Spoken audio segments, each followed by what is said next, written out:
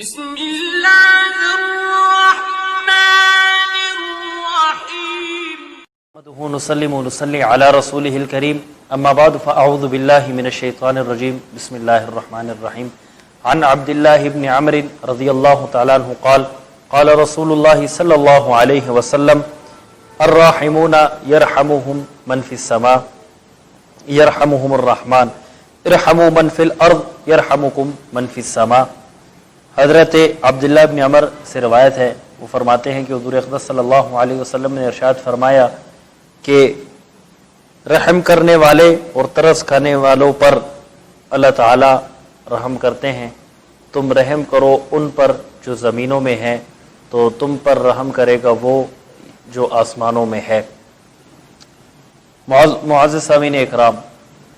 اس حدیث کے اندر حضور نے فرمایا کہ ہر چیز پر رحم کرو، یعنی اس چیز پر جو بھی زمین میں ہے تم اس چیز پر رحم کرنے کی کوشش کرو، چاہے وہ آپ کے ماتحت لوگ ہیں یا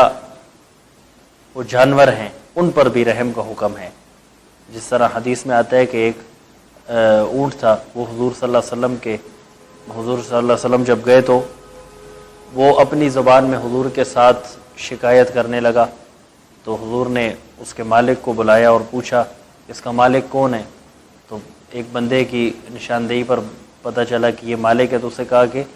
زمین والوں پر یعنی اپنے ماتحتوں پر اور اس میں اپنے اونٹ پر، اپنے جانور پر رحم کرو،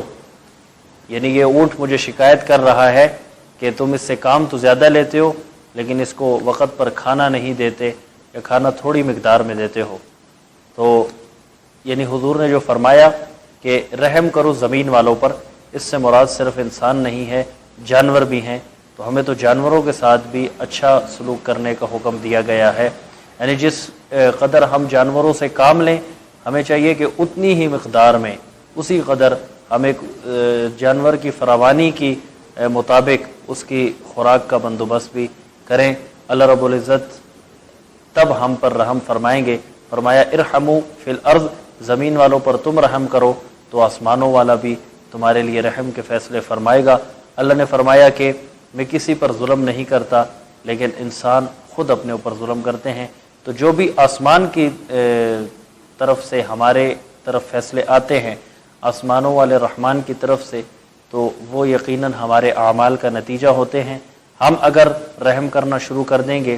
کسی کے ساتھ بھی رحم والا معاملہ کرنا شروع کر دیں گے، تو انشاءاللہ ہمارے لیے بھی رحم کے فیصلے آنا شروع ہو جائیں گے۔ اللہ تعالیٰ سے دعا ہے اللہ تعالیٰ ہمیں رحم کرنے والی صفات اپنانے کی توفیق عطا فرمائے۔ وآخر دعوانا الحمدللہ رب العالمین۔